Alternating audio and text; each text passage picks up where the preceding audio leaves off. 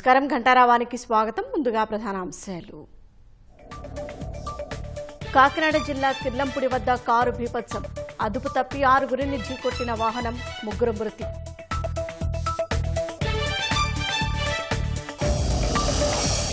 పోలవరం బనకచెర్ల ప్రాజెక్టులో మార్పులకు సర్కారు శ్రీకారం. నల్లమల సాగర్ వరకే గోదావరి జలాల తరలింపునకు నిర్ణయం.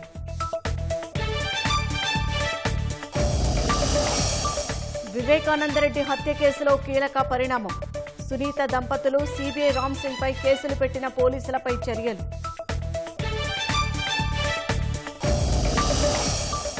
గూగుల్ మ్యాప్స్ ద్వారా ఇకపై ఆర్టీసీ బస్ టికెట్ బుకింగ్. వారంలో రాష్ట్రమంతటా అందుబాటులోకి తెచ్చేలా సన్నాహాలు.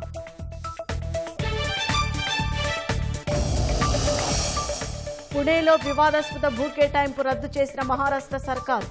నెల రోజుల్లో కమిటీ నివేదిక సమర్పిస్తుందన్న అజిత్ పవార్.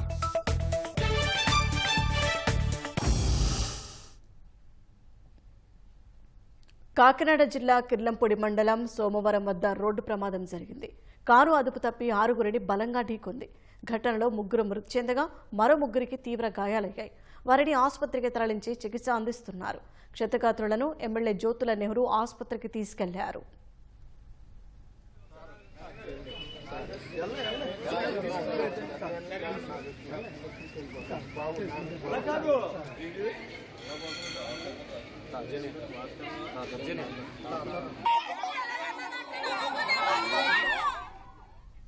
ఇదే ప్రమాదానికి సంబంధించి మరింత సమాచారం మా ప్రతినిధి సాయికృష్ణ అడిగి తెలుసుకుందాం. సాయికృష్ణ, ఈ ప్రమాదంపై తాజా సమాచారం ఏంటి? సోమవారం వద్ద కారు బీభత్సం అయితే సృష్టించింది. విశాఖ నుంచి వైపు నుంచి రాజమహేంద్రవరం వైపు వేగంగా వస్తున్న కారు NH-16 పై దూసుకెళ్తోంది. ఇదే క్రమంలో ఒక బస్సు అకస్మాత్తుగా కొంత తప్పించబోయి కారు అయితే రోడ్డు పక్కన ఉన్న బస్ సెంటర్ లోకి దూసుకొచ్చేసింది. ఇక్కడ 6గురు ప్రయాణికులు వేచి ఉన్నారు బస్సుల కోసం, వారి ప్రాంతాలకు వెళ్లేందుకు. ఒక్కసారిగా వాళ్ళందరినీ కూడా కారు ఢీకొట్టింది. ఈ ప్రమాదంలో సోమవారానికి చెందిన 2 వ్యక్తులు అక్కడికక్కడే చనిపోయారు. అలాగే బొప్పాకాయలు అమ్ముకుని మరో చిరు వ్యాపారి కూడా ఈ ప్రమాదంలో దుర్మరణం చెందారు. 3 తీవ్రంగా గాయపడ్డారు. ఒక వ్యక్తి వెంటనే ఈ క్షతగాత్రుల్ని చట్టిపాడు ప్రభుత్వ ఆసుపత్రికి తరలించారు. అక్కడ నుంచి విషమంగా ఉండటంతో అతన్ని కాకినాడ GH తరలించారు. 2 కాలేజీ విద్యార్థులు కూడా ఈ ప్రమాదంలో తీవ్రంగా గాయపడ్డారు. కాళ్ళైతే వాళ్ళకి విరిగాయి. కాకినాడ కళాశాలకు వెళ్లేందుకు ఈ బస్ షెల్టర్ లో 2 విద్యార్థులు కూడా వేచి ఉండగా ఈ ప్రమాదం జరిగింది. ఇది సుమారు 7:30 గంటల సమయంలో కారు బీభత్సం అయితే సృష్టించింది. ఈ సమాచారం అందుకున్న స్థానిక జగంపేట ఎమ్మెల్యే జ్యోతుల నెహ్రూ హుటాహుటిన రక్పాడు ప్రభుత్వ ఆసుపత్రికి వెళ్లారు. అక్కడ పరిస్థితిని సమీక్షించారు. 2 ఇరిపాక గ్రామానికి చెందిన వ్యక్తులు కూడా ఈ ప్రమాదంలో తీవ్రంగా ఒక వ్యక్తి గాయపడటం, ఒక వ్యక్తి చనిపోయినట్టు కూడా ఆయన తెలిపారు. వెంటనే వైద్యుల్ని పిలిపించి తీవ్రంగా గాయపడ్డ 2 విద్యార్థులకు కూడా చికిత్స అందిస్తున్నారు. ఇక్కడ పరిస్థితి అయితే తమ ఆస్తులను కోల్పోయిన వారికి సమాచారం ఉంది. ఒకటిన ఆసుపత్రికి తరలి వచ్చారు. వారంతా కూడా బోధన విలపిస్తున్న పరిస్థితి ఉంది. ఉదయాన్నే ఈ ఘటన జరగడంతో గ్రామంలోనూ అట్లాగే ప్రతిపాడు ప్రభుత్వ తీవ్ర విషయాలు అనుకున్నాయి. కారు అతివేగంగా రావటం, బస్సును తప్పించబోయి వేగంగా ఢీకొట్టడంతో ఈ ఘటన జరిగింది. అయితే కారు కూడా ముందు భాగం నుద్దు అయింది. ప్రమాదంలో 5589 నెంబర్ గల కారు ఇది వేగంగా దూసుకురావడం వల్ల ఈ ఘటన జరిగింది. ఆ కారులోని వ్యక్తి నడుపుతున్న వారు ఎంతమంది ఉన్నారనేది కూడా పోలీసులు ఆరాధిస్తున్నారు ప్రస్తుతానికి. ధన్యవాదాలు సాయికృష్ణ.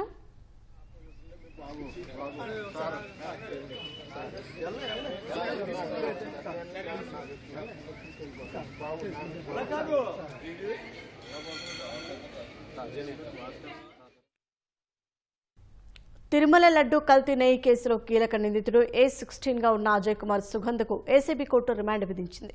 బోలేబాబా కంపెనీకి అజయ్ కుమార్ సుగంధ్ కెమికల్ సరఫరా చేశాడు. Monoglycerides, acetic acid, ester లాంటి కెమికల్స్ సరఫరా చేసినట్లు విచారణలో తేలింది. లడ్డూలు తయారు చేసే నెయ్యిలో 90% పైగా పామాయిల్ వినియోగించినట్లు గుర్తించారు. పామాయిల్ తయారీకి మోనోగ్లిజరైడ్స్, అసెటిక్ యాసిడ్, ఆస్టర్ లాంటి కెమికల్స్ ను అజయ్ వాడినట్లు అధికారులు నిర్ధారించారు. ఏడేళ్లుగా బోలేబాబాకు పామాయిల్ తయారీకి అజయ్ కుమార్ కెమికల్స్ సరఫరా చేస్తున్నారు. నెల్లూరు ఏసీబీ కోర్టులో అజయ్ కుమార్ సుగంధ్ను సెట్ హాజరుపరచగా ఈ నెల 21 వరకు నెల్లూరు ఏసీబీ కోర్టు రిమాండ్ విధించింది. మరింత సమాచారం మా ప్రతినిధి నారాయణప్ప నుండి తెలుసుకుందాం. నారాయణప్ప, కల్తీ నెయ్యి కేసులో అరెస్టుకు సంబంధించిన తాజా సమాచారం ఏంటి? షాహీన్ తిరుమల శ్రీవారి లడ్డూ తయారీకి వినియోగించే నెయ్యి కల్తీ అయిన ఘటనలో అరెస్టుల పర్వం కొనసాగుతుంది. ఇప్పటి వరకు ఈ కేసులో 9 మందిని సిబిఐ ఆధ్వర్యంలోని సిట్టు అరెస్ట్ చేసి కోర్టులో హాజరుపరిచింది. ప్రాథమికంగా కేసు విచారణ ప్రారంభమైన సమయంలో కల్తీ నెయ్యికి సంబంధించి 18 మందిపై కేసు నమోదు చేసిన సిబిఐ ఆధ్వర్యంలోని సిట్టు ఆ తర్వాత తన విచారణలో వెలుగులోకి వస్తున్న కీలకమైన అంశాల ఆధారంగా మరో 9 మందిని నిందితులుగా చేసింది. దీంతో కల్తీ నెయ్యి కేసులో ఇప్పటి వరకు 27 మంది నిందితులుగా చేరారు. వీరిలో 9 మందిని అరెస్ట్ చేశారు. 9 మంది అరెస్ట్ అయిన వారిలో అత్యంత కీలకమైన వ్యక్తి టీటీడీ మాజీ చైర్మన్ వైవి సుబ్బారెడ్డి వ్యక్తిగత సహాయకుడు చిన్న అప్పన్న సహా తిరుమల శ్రీవారికి నెయ్యి సరఫరా చేసిన బోలేబాబా డైరీకి సంబంధించిన డైరెక్టర్లు విపిల్ జైన్, పొమిల్ జైన్, అదే విధంగా శ్రీ వైష్ణవి డైరీ ఆధారంగా తిరుమల శ్రీవారికి కల్తీ నెయ్యి సరఫరా చేసిన శ్రీ వైష్ణవి డైరీ సిఇఓ అపూర్వ చావ్డా, అదే విధంగా ఈ రోజు ఈ కల్తీ నెయ్యికి అత్యంత కీలకంగా వ్యవహరించిన వివిధ రకాలైన రసాయనాలను సరఫరా చేసిన అజయ్ కుమార్ సుగంధ్ను కూడా అరెస్ట్ చేసి కోర్టులో హాజరుపరిచారు. ఈ అజయ్ కుమార్ సుగంధ్ సంబంధించి అరెస్ట్ చేసిన సమయంలో, అదేవిధంగా కోర్టులో హాజరుపరిచిన సమయంలో కోర్టు రిమాండ్ రిపోర్టు చాలా ఆందోళనకరమైన కీలకమైన అంశాలు వెలుగులోకి వచ్చాయి. దీనికి సంబంధించి రిమాండ్ రిపోర్ట్ లో అజయ్ కుమార్ సుగంధ్ కు సంబంధించి రిమాండ్ రిపోర్ట్ లో అత్యంత ఆందోళన కలిగించే అంశాలు ఉన్నాయని చెప్పి సిట్టు తన రిమాండ్ రిపోర్ట్ లో పేర్కొంది. బోలేబాబా డైరీ ద్వారా తిరుమల శ్రీవారికి సరఫరా అవుతున్న నెయ్యికి సంబంధించి తయారీకి అత్యంత కీలకమైన వివిధ రకాలైన రసాయనాలను అజయ్ కుమార్ సుగంధ్ సరఫరా చేసినట్టు తన రిమాండ్ రిపోర్ట్ లో సిట్టు పేర్కొంది. మోనోగ్లిజరాయిడ్స్, అసిటిక్ యాసిడ్, యాస్టర్ లాంటి అత్యంత ప్రమాదకరమైన రసాయనాలను కల్తీ నెయ్యి తయారీకి సంబంధించి కల్తీ చేయడానికి అనువుగా ఈ అజయ్ కుమార్ సుగంధ్ సరఫరా చేసినట్టు 2020 నుంచి 24 సంవత్సరం వరకు అత్యంత పెద్ద మొత్తంలో భారీ పరిమాణాలలో రసాయనాలను సరఫరా చేసి కోట్ల రూపాయల మేర ఆర్జించినట్టు కూడా సిట్టు తన రిమాండ్ రిపోర్ట్ లో పేర్కొంది. టిటిడి మాజీ చైర్మన్ వైవి సుబ్బారెడ్డి వ్యక్తిగత సహాయకుడు చిన్న అప్పన్నను అరెస్ట్ చేసి ఆయనను విచారించడం ద్వారా ఇలాంటి అత్యంత కీలకమైన అంశాలు వస్తున్నాయి. ఈ నేపథ్యంలోనే కల్తీ నెయ్యికి సంబంధించి మరింత ప్రముఖ వ్యక్తులను కూడా అరెస్ట్ చేసేందుకు అవకాశం ఉందనే అభిప్రాయం వ్యక్తమవుతోంది. ఈ శాఖ. ధన్యవాదాలు నారాయణప్ప.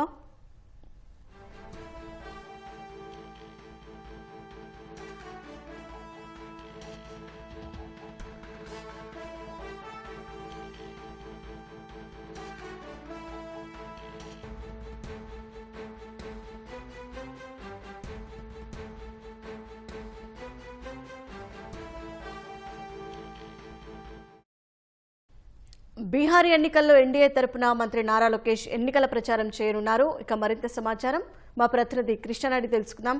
కృష్ణ, లోకేష్ పర్యటనకు సంబంధించి మీ దగ్గర ఉన్న తాజా సమాచారం ఏంటి? షాహీన్, బీహార్ ఎన్నికల్లో ఎన్డీఏ తరఫున మంత్రి నారా లోకేష్ ఎన్నికల ప్రచారంలో పాల్గొన్నారు. ఏదైతే ఎన్డీఏలో మంత్రి నారా లోకేష్ కీలకంగా వ్యవహరిస్తున్నారు. ఏదైతే ఇటీవల జరిగిన పరిణామాలు కలిసి చూస్తే అటు ప్రధాని నరేంద్ర మోదీ ఎవరికి లేనందుగా లోకేష్ కి ప్రాధాన్యత ఇస్తుండటం, అనేక మార్లు ఆయనకు అపాయింట్మెంట్ ఇవ్వటువంటి పరిణామాలు చోటు చేసుకుంటూ వచ్చాయి. ఈ సందర్భంగా గతంలో కూడా ఎన్డీఏ తరఫున లోకేష్ వివిధ ఎన్నికల ప్రచారాల్లో పాల్గొనడం జరిగింది. తమిళనాడు ఎన్నికలు కానీ, కర్ణాటక ఎన్నికల్లో కానీ లోకేష్ కూడా ఎన్డీఏ తరఫున ప్రచారం చేశారు. అంటే వివిధ ప్రాంతాల్లో ఎక్కడైతే తెలుగు వారు ఎక్కువ ఉంటారో వారిని ప్రభావితం చేసే దిశగా లోకేష్ ఎన్నికల ప్రచారం ఉంటుందని తెలుస్తుంది. ప్రస్తుతం ఆయన ఉమ్మడి అనంతపురం జిల్లా పర్యటనలో లోకేష్ ఉన్నారు. ఇవాళ భక్త కనకదాసు కాంస్య విగ్రహాన్ని ఆవిష్కరించనున్నారు. ఇందులో భాగంగా ఈ రాష్ట్ర పండుగగా కూడా ప్రభుత్వం ప్రకటించింది. కళ్యాణదుర్గంలో మంచి కార్యక్రమంలో లోకేష్ పాల్గొన్న తర్వాత మధ్యాహ్నం అటు నుంచి ఆయన పాట్నా వెళ్ళనున్నారు. గజేంద్రపురం పర్యటన ముగించుకుని నేరుగా పాట్నా వెళ్తారు. సాయంత్రం 2 సమావేశాల్లో లోకేష్ పాల్గొంటారు. ఏదైతే బీహార్ ఛాంబర్ ఆఫ్ కామర్స్ నిర్వహించే సమావేశంలో పాల్గొని అక్కడ ఎన్డీఏ వల్ల డబుల్ ఇంజిన్ సర్కార్ వల్ల జరిగే లబ్ధి కానీ, అలాగే 2040 విజన్ 2047 లక్ష్యంగా నడుస్తున్న కార్యాచరణ ప్రణాళిక కానీ వీటి అనుభవాలను అక్కడ పంచుకొని ఉన్నారు. అలాగే రాత్రికి బీహార్ పారిశ్రామికవేత్తలతో కూడా లోకేష్ సమావేశం ఎన్డీఏకి మద్దతుగా వారికి ప్రచారం చేయనున్నారు. అలాగే రేపు ఉదయం కూడా ఎన్డీఏకి మద్దతుగా లోకేష్ ప్రచార కార్యక్రమాన్ని చేపడుతున్నారు. ఆ తర్వాత ఆయన మధ్యాహ్నం బయలుదేరి నేరుగా అమరావతి అంటున్నారు. షాహిన్, ధన్యవాదాలు కృష్ణ. పోలవరం బనకచెర్ల అనుసంధానం బదులు నల్లమల సాగర్కు అనుసంధానం చేపట్టేందుకు రంగం సిద్ధమవుతోంది. పోలవరం నుంచి బనకచెర్ల వరకు కాకుండా బొల్లాపల్లి జలాశయానికి నీళ్లు తీసుకెళ్లి అక్కడి నుంచి నల్లమల సాగర్ జలాశయానికి తరలించాలనేది తాజా ప్రణాళిక. అవసరమైతే సోమశిలకు ఈ గోదావరి జలాలు మళ్లిస్తారు. పోలవరం బనకచెర్ల అనుసంధానం ప్రాజెక్టులో పలు మార్పులకు ప్రభుత్వం శ్రీకారం చుట్టింది. గోదావరి జలాల్ని తొలుత సోమశిల వరకు మళ్లించి ఆ తర్వాత అవసరమైతే బనకచెర్లకు మళ్లింపు అంశం తదుపరి దశలో చేపట్టాలని దాదాపు తుది అంచనాకొచ్చింది. అందుకే బనకచెర్ల ప్రాజెక్టుకు డీపీఆర్ తయారు చేసేందుకు పిలిచిన టెండర్లను జలవనరుల శాఖ తాజాగా రద్దు చేసింది. కొత్తగా పోలవరం నల్లమల సాగర్ అనుసంధానం పేరుతోనే డీపీఆర్ తయారీ టెండర్లు పిలవనున్నారు. ఇప్పటికే రాష్ట్ర ప్రభుత్వం పోలవరం బనకచెర్ల అనుసంధానం స్థానే పోలవరం నల్లమల సాగర్ అనుసంధానం ప్రాజెక్టుకు కొత్త రూపిచ్చి ఆ ప్రతిపాదనల్ని కేంద్ర ప్రభుత్వానికి, కేంద్ర ఆర్థిక మంత్రికి సమర్పించింది. ఈ నేపథ్యంలో డీపీఆర్ తయారీకి పాత పేరు, పాత ప్రతిపాదన ఉంచితే ఇబ్బందికరమని భావించారు. ఉన్నత స్థాయిలోనూ ఇక నుంచి పోలవరం నల్లమల సాగర్ అనుసంధానంగానే దీన్ని పరిగణించాలన్న ఆదేశాలు కింది స్థాయి అధికారులకు అందాయి. డీపీఆర్ తయారీకి కన్సల్టెన్సీ నియామకం కోసం గతంలో గుంటూరు జలవనరుల శాఖ ఎస్సీ పిలిచిన టెండర్లను తాజాగా రద్దు చేశారు. గతంలో 9,20,00,000 అంచనా వ్యయంతో కన్సల్టెన్సీ నియామకానికి టెండర్లు ఆహ్వానించారు. తొలుత అక్టోబర్ 22 వరకు బిడ్లు దాఖలు చేసేందుకు అవకాశం కల్పించి తర్వాత అక్టోబర్ 31 వరకు గడువు పెంచారు.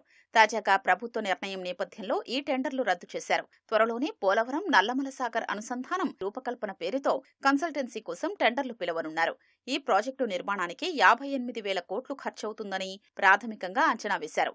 మొదట్లో భావించినట్లు 3 సెగ్మెంట్లలోనే పనులు చేస్తారు.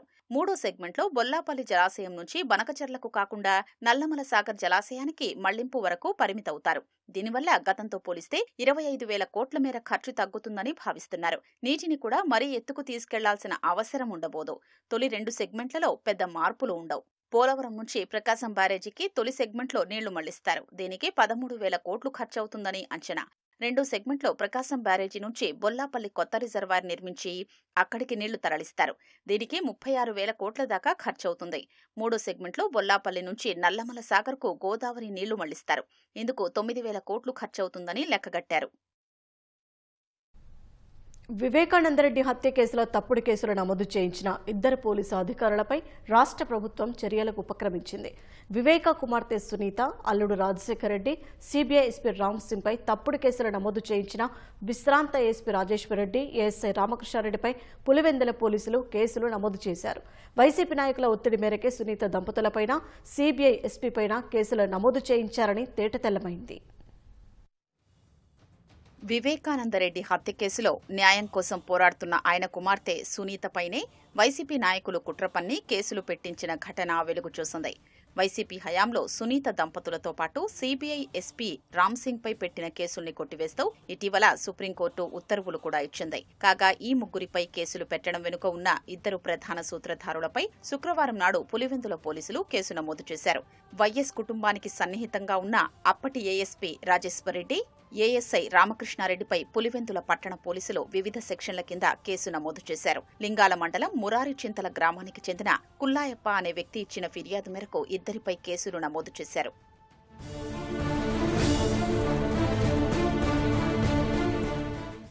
2023 డిసెంబర్ 15న వివేకా పిఏ కృష్ణారెడ్డి ఇచ్చిన ప్రైవేట్ కంప్లైంట్ ఆధారంగా సునీత, ఆమె భర్త రాజశేఖర్ రెడ్డితో పాటు సిబిఐ ఎస్పీ రామ్ సింగ్ పై అప్పట్లో కేసు నమోదైంది. వారం వ్యవధిలోనే ముగ్గురిపై ఛార్జిషీట్ కూడా కోర్టులో దాఖలు చేశారు. కూటమి అధికారంలోకి వచ్చాక ఈ కేసు పునర్విచారణ బాధ్యతను పులివెందుల డీఎస్పీ మురళీ నాయక్కు అప్పగించింది. 9 నెలల పాటు విచారణ జరిపిన ఆయన ముగ్గురిపై పెట్టిన కేసు తప్పని తేల్చారు. ఈ మేరకు ఫిబ్రవరి 20న పులివెందుల కోర్టులో క్లోజర్ రిపోర్టు కూడా మురళీ నాయక్ సమర్పించారు. ఈ కేసును కొట్టివేయాలని సునీత దంపతులు రామ్ సింగ్ ఇటీవల సుప్రీంకోర్టును ఆశ్రయించగా కేసులు కొట్టివేసింది.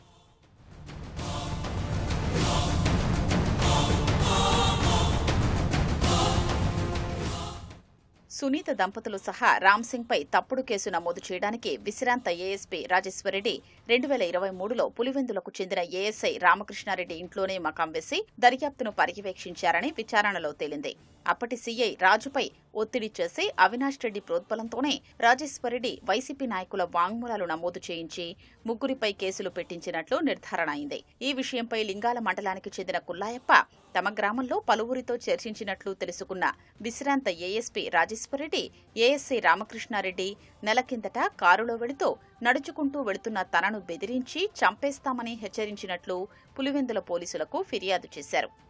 సునీత దంపతులు రామ్ సింగ్ పై తప్పుడు కేసులు నమోదు చేయడంలో ఏఎస్పీ రాజేశ్వరరెడ్డి, ఏఎస్ఐ రామకృష్ణారెడ్డికి అప్పటి సీఐ శంకరయ్య కూడా సహకరించారని కుల్లాయప్ప ఫిర్యాదులో పేర్కొన్నారు. ప్రస్తుతం ఇద్దరిపైనే కేసు నమోదు చేసిన పోలీసులు దర్యాప్తులో శంకరయ్య పాత్ర తేలితే చర్యలు తీసుకుంటామని వెల్లడించారు. ప్రస్తుతం ఈ కేసును జిల్లా అదనపు ఎస్పీ ప్రకాష్ బాబు పర్యవేక్షిస్తున్నారు. ఇకపై గూగుల్ మ్యాప్స్ ద్వారా లొకేషన్ ఎంపిక చేసుకుని ఆర్టీసీ బస్సు టికెట్ బుక్ చేసుకునే వెసులుబాటు ఆర్టీసీ బస్సుల్లో అందుబాటులోకి రానుంది. మ్యాప్స్లో ఓ ప్రాంతం నుంచి మరో ప్రాంతానికి వెళ్లేందుకు సెర్చ్ చేస్తే ఆ రూట్లో తిరిగి ఆర్టీసీ సదుపాయం ఉన్న బస్సుల వివరాలు చూపించి దాని ద్వారా టికెట్ బుక్ చేసుకునే అవకాశం కలగనుంది. ఈ మేరకు ఏపీఎస్ఆర్టీసీ పలు వివరాలను గూగుల్కు అందజేసింది. ప్రస్తుతం ఆర్టీసీలో బస్టాండ్లలోని కౌంటర్లు, ఏజెంట్లు, సంస్థ వెబ్సైట్, యాప్లలో టికెట్ రిజర్వేషన్ సదుపాయం అందుబాటులో ఉంది. ఇప్పుడు కొత్తగా గూగుల్ మ్యాప్స్ ద్వారా కూడా బుకింగ్కు అవకాశం కల్పించనున్నారు. ఆర్టీసీ అధికారులు గూగుల్ ప్రతినిధులతో చర్చించి ప్రయోగాత్మకంగా విజయవాడ, హైదరాబాద్ మార్గంలో దీనిని అమలు చేశారు. కొద్ది రోజుల పాటు దీనిని పరిశీలించగా విజయవంతంగా బుకింగ్స్ జరిగాయి. ఈ ప్రక్రియ అంతా 3 నెలల కిందట పూర్తయింది. ఆర్టీసీ అధికారులు ఏసీ, సూపర్ లగ్జరీ, డీలక్స్ సర్వీసులు తిరిగే రూట్ల వివరాలను గూగుల్కు అందజేసింది. గూగుల్ ఆయా రూట్లలో బస్టాప్ల వారీగా లాటిట్యూడ్, లాంగిట్యూడ్ వంటివన్నీ ఆడిట్ టెస్ట్ జరిపి 3 రోజుల కిందట ఆమోదం తెలిపింది. వారం రోజుల్లో అన్ని రూట్లతో గూగుల్ మ్యాప్స్ ద్వారా బస్ టికెట్ల బుకింగ్కు అవకాశం కల్పించనున్నారు. ప్రధాని నరేంద్ర మోదీ ఇవాళ ఉత్తరప్రదేశ్, బీహార్లో పర్యటిస్తున్నారు. బనారస్ రైల్వే స్టేషన్లో ప్రధాని 4 వందే భారత్ రైళ్లను జెండా ఊపి ప్రారంభించారు. నూతన వందే భారత్ రైళ్లు బనారస్, ఖజురహో, లక్నౌ, సహరన్పూర్, ఫిరోజ్పూర్, ఢిల్లీ, ఎర్నాకుళం, బెంగళూరు మార్గాల్లో నడవనున్నాయని రైల్వే శాఖ తెలిపింది. వారణాసి పర్యటన అనంతరం ప్రధాని బీహార్లోని దర్భంగాకు వెళ్లనున్నారు. అక్కడ ఎన్నికల ప్రచారంలో పాల్గొంటారు. మహారాష్ట్ర ఉప ముఖ్యమంత్రి అజిత్ పవార్ కుమారుడు పార్థ్ పవార్తో సంబంధం ఉన్న సంస్థకు 1800 కోట్ల విలువ చేసే భూమిని 300 కోట్లకే కేటాయించిన ఉదంతం కొత్త మలుపు తిరిగింది. ఈ భూ కేటాయింపును రద్దు చేస్తున్నట్లు అజిత్ పవార్ ప్రకటించారు. ఈ వ్యవహారంపై విచారణ పారదర్శకంగా జరగాలని డిమాండ్ చేశారు. ప్రభుత్వం భూ కేటాయింపుపై ఏర్పాటు చేసిన విచారణ కమిటీ నెల రోజుల్లో నివేదిక సమర్పిస్తుందన్నారు. పుణేలో అమేడియా ఎంటర్ప్రైజెస్కు కేటాయించిన భూమి ప్రభుత్వానిదన్న విషయం తన కుమారుడికి తెలియదని అజిత్ పవార్ తెలిపారు. మరోవైపు ఈ ఉదంతంపై రాహుల్ గాంధీ, ప్రముఖ సామాజిక కార్యకర్త అన్నా హజారే ఫడణవీస్ సర్కార్పై విమర్శలు చేశారు. దళితుల కోసం కేటాయించిన భూమిని లూటీ చేసేందుకు అజిత్ పవార్ కుమారుడు యత్నించారని రాహుల్ గాంధీ ఆరోపించారు. భూ విక్రయంలో భాగంగా స్టాంపు డ్యూటీని కూడా రద్దు చేశారని ఎక్స్లో పోస్ట్ చేశారు. మంత్రి కుమారుడు అక్రమాలకు పాల్పడితే అందుకు ఆయనే బాధ్యత వహించాలని అన్నా హజారే డిమాండ్ చేశారు. అటు భూ విక్రయానికి సంబంధించిన సేల్ డీడ్ సహా ఇతర పత్రాలను పోలీసులు సీజ్ చేశారు. దేశీయ అవసరాల కోసం స్వదేశంలో నిర్మితమైంది ఐఎన్ఎస్ ఇక్షక్ సర్వే నౌక. సముద్రంలో దారి చూపటమే కాకుండా నౌకాయానాన్ని సురక్షితం చేస్తుంది.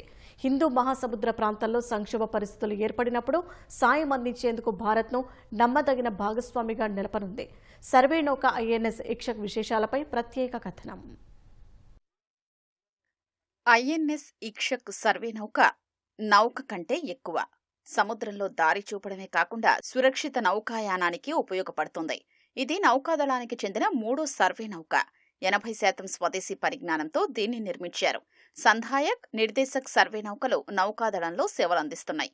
ఐఎన్ఎస్ ఇక్షక్ నౌకాదళంతో పాటు నౌకా నిర్మాణ రంగంలో మరో మైలురాయిగా నిలిచిందని రక్షణ శాఖ వర్గాలు పేర్కొన్నాయి. స్వదేశంతో పాటు నౌకారంగానికి సంబంధించిన భాగస్వాములకు సముద్రంపై పూర్తి అవగాహన కల్పించడమే కాకుండా సురక్షిత నౌకాయానానికి ఇది ఉపయోగపడనుంది. Born of India's vision and built by her hands, Ikshak is more than a ship. INS Ikshak survey నౌకను కోల్కతాకు చెందిన Garden Reach Ship Builders Engineers సంస్థ నిర్మించింది. ఇది 110 మీటర్ల పొడవు, 3400 టన్నుల బరువు ఉంది. ఇందులో 20 మంది అధికారులు, 211 మంది నావికులు కలిసి మొత్తం 231 మంది ప్రయాణించొచ్చు. గరిష్టంగా 18 నాటికల్ మైళ్ల వేగంతో ప్రయాణించే ఈ సర్వే నౌక ఆత్మనిర్భర్ భారత్ లక్ష్యానికి ప్రతిబింబమని నౌకాదళం వర్గాలు తెలిపాయి. ఇందులో ఎన్నో ప్రత్యేకతలు ఉన్నాయి.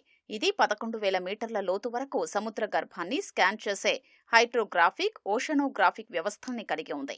దీనిపై హెలికాప్టర్ను కూడా ల్యాండింగ్ చేయొచ్చు. ఇది అనేక రకాలుగా సేవలందిస్తుంది. సర్వే నౌకగా మానవతా సాయంతో పాటు విపత్తు సమయాల్లో సహాయక చర్యలు, అత్యవసర పరిస్థితుల్లో ఆసుపత్రిగా కూడా సేవలందిస్తుంది.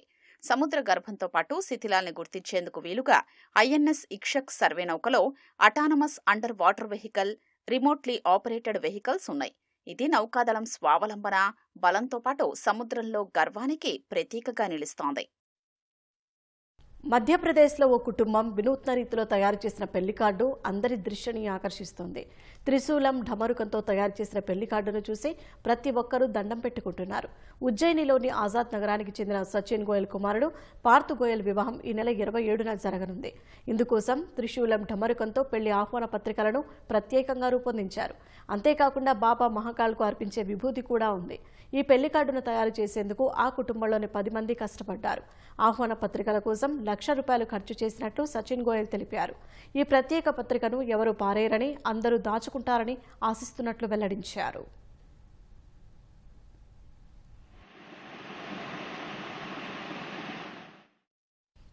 క్రిస్మస్ పండుగ దగ్గర పడుతుండటంతో విజయవాడలోని జీఆర్టీ హోటల్లో కేక్ మిక్సింగ్ కార్యక్రమం ఘనంగా నిర్వహించారు. 12 రకాల ఆల్కహాల్, 12 రకాల డ్రై ఫ్రూట్స్, నట్స్ ఉపయోగించి కేక్ మిక్సింగ్ చేస్తున్నామని హోటల్ హెడ్ చెఫ్ శ్రీధర్ వెల్లడించారు. కేక్ మిక్సింగ్ కార్యక్రమంలో హోటల్ సిబ్బందితో పాటు అతిథులు ఉత్సాహంగా పాల్గొని సందడి చేశారు.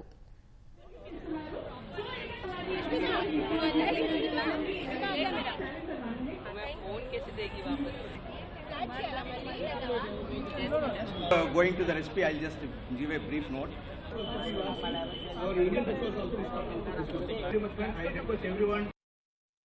ఎవ్రీ ఇయర్ 25th గురించి ముందుగా ఒక 1 మంత్ కానీ 2 మంత్స్ ముందు కానీ మేము కేక్ మిక్సింగ్ సెరమనీ చేస్తాం. ఈ రోజు ఎంటైర్ జిఆర్టీ హోటల్స్ 7th మాత్రం మేము చేస్తున్నాం.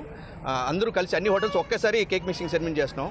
సో చేస్తూ లోకల్గా ఉన్న గెస్ట్ని కూడా, మా ఇన్వైటీస్ని కూడా పిలిచి అందరినీ కలిసి ఈ కార్యక్రమాన్ని మేము చేస్తున్నాం. ఈ కేక్ మిక్సింగ్ అనేది మేము ఆల్మోస్ట్ ఒక 12 variety of alcohol, 12 variety of nuts, అన్ని నట్స్, డ్రై ఫ్రూట్స్ కలిపి మిక్స్ చేసి మిక్స్ చేసిన మిక్సర్ అనమాట నెక్స్ట్ ఇయర్ యూజ్ చేస్తాం.